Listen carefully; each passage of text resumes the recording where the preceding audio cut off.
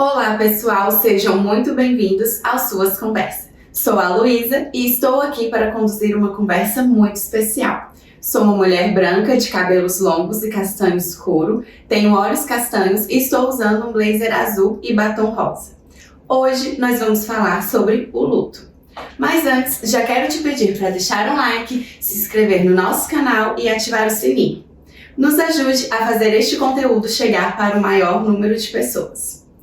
Você sabia que a SEDES concedeu 2.102 auxílios por morte no ano de 2023 e 2024?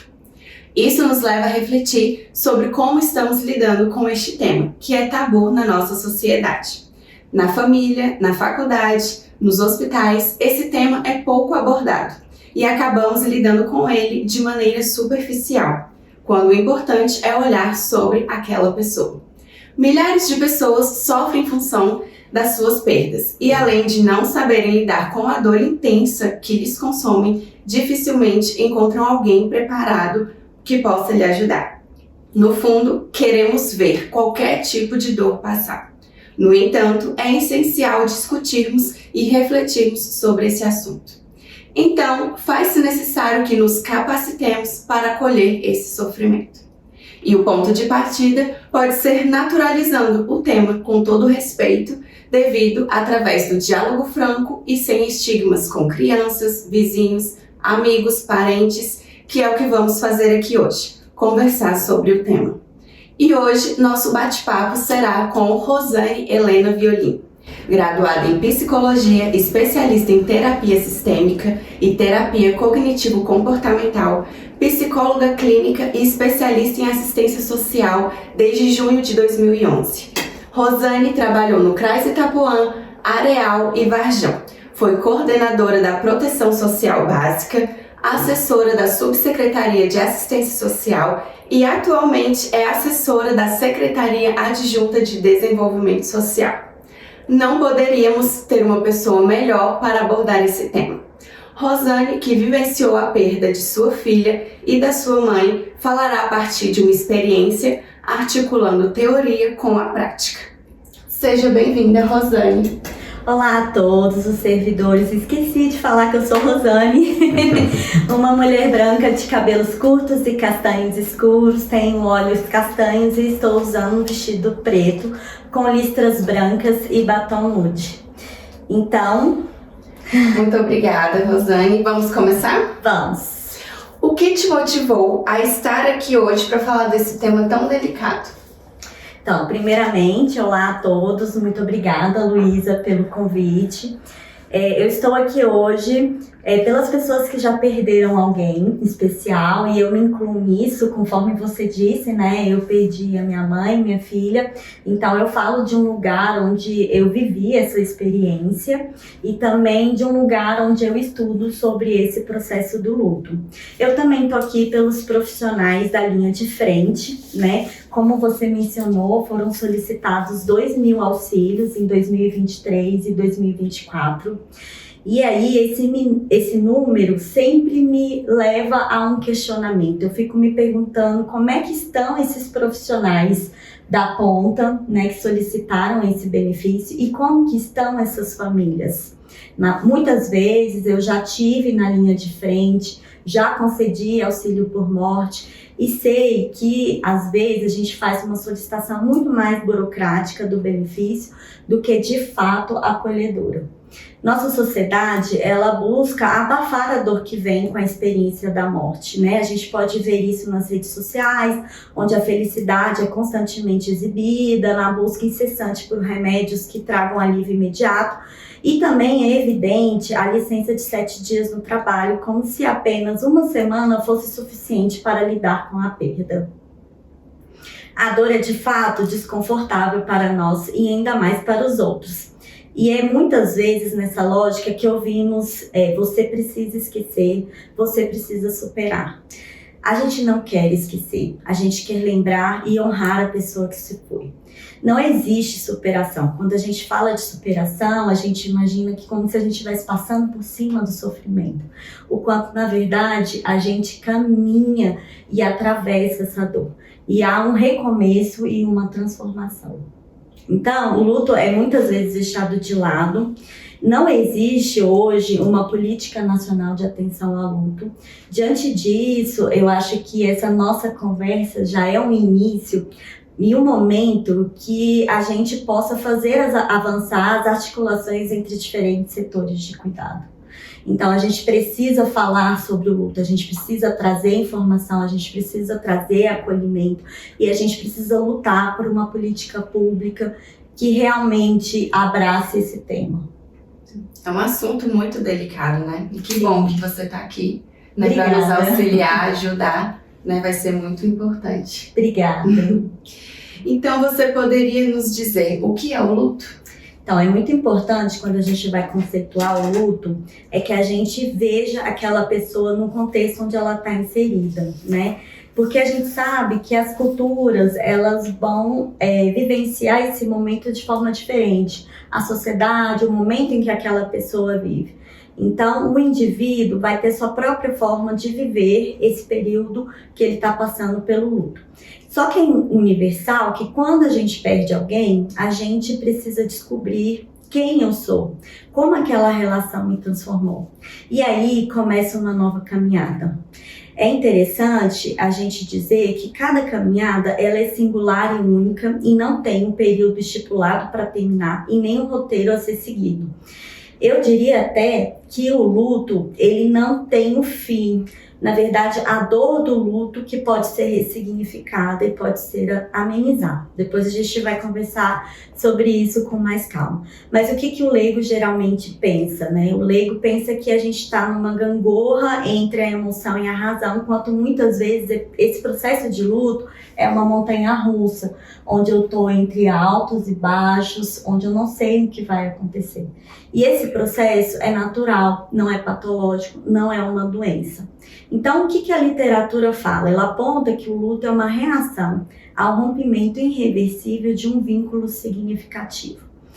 Esse vínculo que você tem pode ser com uma pessoa, pode ser com um animal, pode ser com uma situação, algum objeto. Então, por exemplo, uma pessoa que saiu de uma cidade, uma pessoa que se separou, ela também pode vivenciar esse processo de luto. O luto não significa só uma morte concreta, mas também situações onde você perde alguma coisa. E quanto mais eu me apego a esse objeto, a essa situação, maior pode ser o sofrimento. Aí vocês podem me perguntar, mas Rosane, então não vou me apegar, porque a gente sabe que a morte é inevitável, né? Um dia vai acontecer. Só que qual é a razão, então, da gente não viver esses laços afetivos? Afinal, do que vale a vida se a gente não construir uma relação de afeto? São essas relações que, de fato, dão sentido à nossa existência. Então, não adianta adiar o luto. Adiar o luto, ele não nos liberta da dor. Ele permanece à espera, aguardando sempre o momento que a gente vai lidar com ele. Então, o luto não é só a perda de alguém, né, um animal. A gente pode viver, então, em vários momentos, né, assim, no cotidiano. Então, a gente tem que estar sempre atento, né, a isso. Isso, pode ser uma perda de um casamento, né, no caso de separação, divórcio. Sim. Pode ser uma perda de um emprego, a gente vê muito isso na ponta, mudança de cidade, a gente também vivencia pessoas que saem da sua cidade de origem e vêm morar em Brasília em busca de novas oportunidades, mudança de classe social. Então, na pandemia a gente viu muito isso. Sim. Então, as pessoas passam sim por esse processo de luto, não só diante de uma morte concreta, mas diante dessas situações também. Muito interessante. E o que sentimos quando estamos de luto e quanto tempo dura? Isso é muito importante a gente falar, porque às vezes a pessoa vai chegar no atendimento e vai falar um monte de sintomas, então ela precisa entender que esse sintoma faz parte desse processo. Então, as pessoas relatam que elas se sentem em um buraco negro. E esse buraco negro, ele muitas vezes suga a energia. Então a pessoa se sente cansada, fadigada, dor no corpo, dor no peito, dor na garganta, dor nas costas, temos muitos distúrbios de alimentação, distúrbios de sono e muitos sentimentos também, tristeza, culpa, abandono. As pessoas que estão próximas, elas acabam se afastando porque muitas vezes elas não sabem como lidar com aquele sofrimento. Lidar com o sofrimento do outro é muito difícil, e lidar com o nosso também, vendo o outro sofrendo, a gente acaba se afastando. Então as pessoas têm muito relato de que se sentem abandonadas também. Sobretudo, o luto dói. Dói porque perdemos alguém importante, e essa dor é ainda mais profunda quando a relação foi fundamentada no amor. O luto é uma experiência de vínculo que foi rompido, como eu falei anteriormente, e ele vai durar enquanto houver consciência dessa perda. Mas a dor, ela não é eterna. Essa dor é uma dor que nos faz gritar, e a gente precisa tomar muito cuidado para não silenciar esse grito. Por quê? A gente está inserido numa cultura e numa sociedade que tem a tendência de minimizar a dor. Então, por exemplo, nos casos de morte fetal, que foi o meu caso, pelo qual eu passei, eu ouvi muito dizendo assim, não deu tempo de amar tanto, você pode ter outros filhos. Só que essas falas a gente tem que tomar muito cuidado, porque as pessoas, até não é por maldade não, as pessoas não sabem como lidar com isso, muitas vezes vêm falar isso para tentar nos acalmar, mas essas falas acabam amenizando e não validando o nosso sofrimento, né? E essa dor também amordaçada, os profissionais de saúde também vivenciam isso, né? Na época da pandemia, a gente pôde perceber que eles não tiveram tempo para lidar com a perda de muitos pacientes, porque tinha uma demanda enorme para atender. E quando os profissionais não sabem como lidar, isso também acaba sendo silenciado neles. Então, por isso que é muito importante a gente estar aqui falando sobre isso. O luto por suicídio também acontece muitas vezes em silêncio, porque as pessoas têm muito preconceito e muitas vezes a família não se sente vontade para contar. É importante a gente dizer que o luto ele é um aliado, mas não segue uma cronologia rígida. Então, falando assim sobre o tempo, né? A gente tem o DSM-5, onde ele vai ter um parâmetro dizendo que o luto ele pode ser complicado se passar 12 meses e aquela pessoa não voltar à rotina normal dela. Então, por exemplo, aquela mãe que perdeu um filho e ainda coloca o prato na mesa, ainda veste de preto, ainda não deixam as pessoas rirem em volta dela, ou muitas vezes vivencia a sua vida como se aquela pessoa ainda tivesse a presença física. Então, muito desses casos precisa de fato de um tratamento específico. Então, o luto não é apagar a perda, não é não pensar, não é o superar, é integrar a saudade da pessoa. Então, as pessoas vão conseguir, com o tempo, falar sobre o luto sem tanta dor. Sim, e respeitar, né? Cada um tem o seu tempo, Isso, né? E à medida a pessoa pode analisar, né? Ver, não, realmente eu não tô bem, ou as pessoas próximas, né? Verem que passou muito tempo, igual você falou, e tentar ajudar de alguma forma, né? Qual que é a tendência que a gente observa, né? As pessoas ficam na agonia de você já voltar a trabalhar, tanto que a gente tem 7 dias, né, de licença. E eu acho um tempo muito pequeno, depois de tudo que você passou, para você retomar suas atividades. E você tem que se respeitar. Então, eu não gosto de dizer assim, quanto tempo tem, cada um vai ter o seu tempo. Agora, a gente realmente precisa ter um olhar mais cuidadoso com as mulheres, mães, homens, enfim, com todo mundo que vivencia esse luto de uma forma que a gente chama complicada. A gente não chama mais de luto patológico, justamente para não ter esse estigma da doença. Mas quando, por exemplo, igual eu falei, né, a mãe ainda coloca o prato, usa preto o tempo todo e ainda não ressignificou aquela passagem, então a gente precisa realmente de um tratamento específico e um olhar para essa pessoa com mais cuidado. Certo. E quais fatores de risco podem influenciar o processo de luto?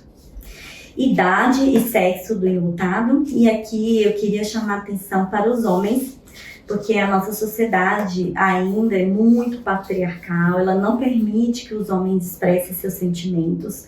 Então, muitos deles, nesse momento, se agarram ao trabalho ou a uma outra fuga para se esquivar dos seus sentimentos.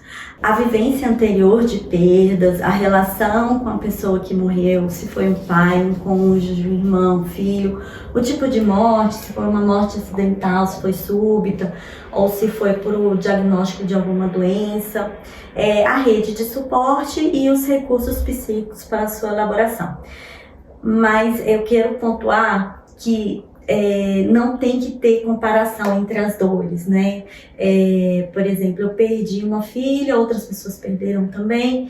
A dor que eu vivi não é a mesma que a outra pessoa viveu, né? Então, as dores, elas são diferentes, elas não se comparam, mas elas podem se amparar. Sim.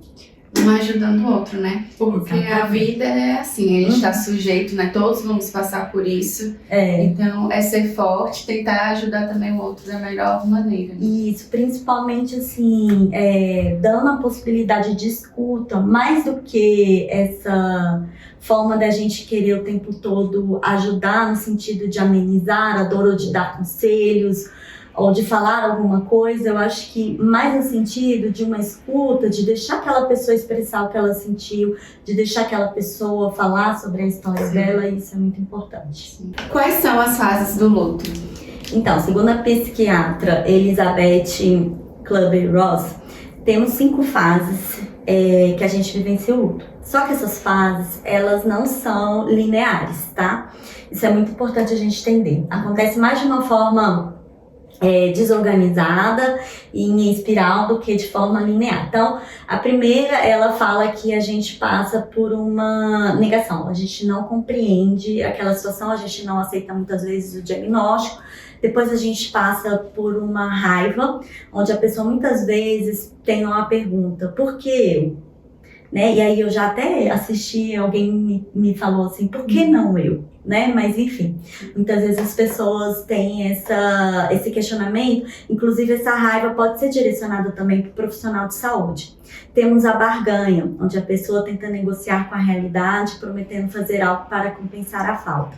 A depressão, onde ela se isola, se sente impotente, ela vive uma tristeza profunda até a aceitação. Que aí a pessoa finalmente ela recomeça essa nova realidade. O que acontece? A gente também tem essas fases quando a gente fala de relacionamento. Por isso que quando a gente não está muito satisfeito em relacionamento, a gente demora muito para terminar, né? Quem já nunca passou por isso? Então, por exemplo, quando você está num relacionamento e não tá legal, você começa a negar, né? Ah, não, tá tudo bem, vamos seguir, a gente tá junto. Aí depois pode vir a raiva. E aí a gente tem que tomar muito cuidado, porque essa raiva pode ser até expressada de uma forma de violência simbólica, violência física. E aí, depois da raiva, vem a barganha. Ah, então vamos combinar aqui uma coisa? Você trabalha menos, a gente entra para terapia, você fica um pouco menos ciumento, e aí a gente segue esse relacionamento. Aí depois, a pessoa muitas vezes, ela não consegue seguir esses combinados, e aí a pessoa entra numa tristeza até ela aceitar de fato que essa relação não tem mais sentido continuar. É só abrindo esse parênteses para relacionamento. Mas voltando para as relações onde você experiencia essa dor, eu gosto muito também de um conceito que é o processo do autoluto, onde ora a pessoa está vivenciando aquela dor, ora a pessoa precisa voltar à rotina dela. Então eu vou dar um exemplo aqui para ficar mais claro. Por exemplo, uma pessoa que perdeu o pai, ela está vivenciando aquele luto e 2 semanas depois, algum tempo depois, ela precisa ir na escola do filho porque vai ter um evento do Dia das Mães. Então, ora ela vivencia essa dor, ora ela precisa vivenciar algumas situações da vida cotidiana. E aí, as pessoas que vivenciam isso, muitas vezes relatam assim: nossa, mas como é que eu vou dar sinal de alegria sendo que eu estou vivenciando luto? Então, é muito importante a gente falar isso, que é possível sim você demonstrar alguns sinais de alegria, você voltar a trabalhar, você voltar para as atividades cotidianas, sair e tá vivenciando o luto. Então, a gente tem que ter muito cuidado com esse preconceito, né? Assim, ó lá, perdeu uma pessoa, mas já tá numa festa, né? Então, eu acho que a gente tem que tomar cuidado com essas percepções.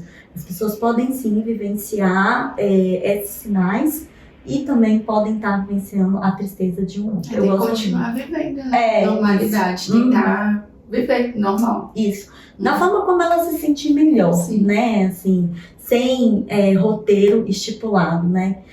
Eu lembro que quando aconteceu comigo, eu não tive vontade de voltar assim tão cedo a sair, a trabalhar, e tudo bem. Para outras pessoas já é o contrário. Então, por isso que o luto, ele é muito singular, né? E assim, os processos não são idênticos, porque quando eu passei com a minha mãe, eu já voltei a trabalhar logo. Então, assim, são processos diferentes. Quando foi com a minha mãe, quando foi com a minha filha, e eu passei por um divórcio também. Então, assim, todas essas situações foram diferentes para mim, e eu não só observo comigo, mas observo também na minha prática clínica, né? Porque eu sou psicóloga. As pessoas relatam muito isso também, né? Cada um tem a sua vivência, cada um vai saber o que vai ser melhor para ele. Sim. E como os profissionais podem conduzir esse processo de luto? E aí essa parte é muito importante. Então, vai para quem está na ponta, vai para você também que de alguma forma quer apoiar esse lutado. Primeiro, não há milagres e não há ausência de dor. Então, para conduzir um atendimento de forma mais eficaz, é importante que a gente siga algumas diretrizes, né? Primeiro, criar um ambiente acolhedor e de escuta ativa. Então, é muito importante a gente reservar um espaço seguro e acolhedor para que a pessoa se sinta à vontade para expressar os sentimentos dela. É importante trazer essa consciência dos sentimentos e do sofrimento pela perda para evitar a repressão desses sentimentos. Então, permita a pessoa falar o que ela está sentindo, como que foi a perda, né? Como que está a família. Então, deixa a pessoa falar à vontade. É importante também reconhecer que a dor existe. Então, como eu disse antes, a gente está numa sociedade que a gente tenta minimizar a dor do outro o tempo todo, né? Não é à toa que as redes sociais aí estão bombando de felicidade, as medicações também estão bombando. Então, a gente aceitar e validar a dor do outro é essencial para o processo de luto. Então, não minimize o sofrimento da pessoa que está sendo acolhida. Cuidado também com as perguntas que você faz. A gente precisa de ter sensibilidade ao tipo de pergunta, para a gente não amenizar o sofrimento e a dor do outro. Por exemplo, muitas pessoas vão falar: tem certeza que você pode superar isso rapidamente, que você precisa ser forte, poderia ser muito pior, pelo menos você ainda tem a sua família, a sua casa. Já escutei muito assim, não é para doer tanto. E por que não, em vez disso, a gente falar: eu lamento que isso tenha acontecido com você, como eu posso te ajudar? Talvez leve algum tempo para melhorar, mas enquanto isso você pode contar comigo. É natural você se sentir sobrecarregado, você não precisa passar por isso sozinho. Dói muito perder alguém e passar pelo que você passou. Embora eu não esteja vivendo o que você está vivendo, eu consigo ver a sua dor. Então a gente precisa tomar cuidado com essas perguntas, ouvir mais do que tentar aconselhar, oferecer essa psicoeducação, que são essas informações das fases, dos sentimentos, do que aquela pessoa pode sentir, e que esse processo ele é um processo natural, que ele não tem um tempo estipulado e que não é uma doença. Eleja uma pessoa de resgate. Sugira que a pessoa escolha alguém de confiança para procurar nos momentos de maior tristeza. É importante ritualizar a travessia. Então, tem algumas atividades para fazer esse ritual, né? Por exemplo, escrever uma carta, uma música, fazer uma comida que aquela pessoa gostava, criar um memorial, Eu tenho um memorial em casa, eu deixei uma plaquinha da minha filha, alguns objetos, uma vela. Então sempre quando me bate uma saudade, me bate uma tristeza, eu vou lá, acendo a vela, faço a minha oração. E aí eu acho que vai depender de cada um em relação à sua religião. E é importante também que a gente reforce a participação da pessoa nos rituais fúnebres, né? Sim. Então, esses rituais, eles são muito importantes para a gente entender o processo do luto. O cérebro, ele não entende de imediato o que está acontecendo. Então, participar desses rituais fúnebres facilita para que o cérebro comece a entender que aquela pessoa já não está aqui de forma física, né? As práticas rituais, então, tendem a ajudar a simbolizar essas mudanças e elaborar essas perdas. Sim. E surge também algumas dúvidas assim, se eu tenho uma criança em casa, eu posso levar ela? Pode, não tem problema, né? É importante aquela criança participar, pode ajudar ela a entender também o processo de perda. Reorganizar a rotina, né, da vida da pessoa, contactar de forma regular aquela família. Então não é só apenas um atendimento para conceder um benefício, a gente precisa estar sempre em contato com essa família de forma planejada e, se possível, encaminhar para um psicólogo da rede ou até um grupo de apoio ao luto. Então, o principal permitir expressar sua dor, escrever sobre a dor, procurar apoio de familiares, amigos, compartilhar a experiência para aliviar a carga emocional e, se for importante, para a pessoa retomar a espiritualidade dela. Lembrando que o luto é um processo gradual, não tem um cronograma rígido e é importante que você respeite seu próprio ritmo. Sim. E para finalizar, qual mensagem você deixaria? Eu queria dizer para as pessoas que estão passando por isso, né? Porque a gente pode ter também servidores aqui que estão passando por esse processo de luto, né? Que você não está sozinho, né? Vivendo essa dor. Parece que a gente nunca mais vai sentir alegria, mas ela volta. Talvez seja uma oportunidade de você fazer reflexões sobre a vida, de transformação e de esperança também. Uma coisa muito importante que eu gostaria de dizer aqui é que a pessoa que morreu, ela não vai deixar de ser, por exemplo, a sua mãe. Sua mãe morreu, ela não deixa de ser sua mãe, né? Porque ela morreu. A experiência, ela jamais morrerá. Você perdeu seu filho, ele morreu, mas a experiência que você teve com ele jamais vai se perder. Então, sempre lembre que o luto, ele é uma jornada pessoal e única, não tem certo, não tem errado, que é muito importante a gente buscar o apoio e ser gentil com a gente mesmo durante esse processo. Eu gosto muito de trazer a metáfora da pedra no bolso, comparar o luto a essa metáfora. A pedra no bolso, a gente sempre carrega ela. É como se o luto sempre acompanhasse a gente. Aquela pedra, ela vai estar ali, ela pode pesar, pode doer. Como muitas vezes a gente pode nem sentir ela, esquecer que ela existe. Às vezes a gente pode pegar aquela pedra, sentir, revisitar aquelas memórias e depois guardar de novo. Então, o que eu quero dizer? O luto, ele sempre vai estar ali. É a dor do luto que a gente pode transformar, minimizar e ressignificar. E é isso, pessoal. Chegamos ao fim de mais um Suas Conversas, esse espaço para aprendizados riquíssimos. Muito obrigada, Rosane. Agradecemos a sua participação. Obrigada, Luísa. Obrigada a todos da equipe da SUGIP.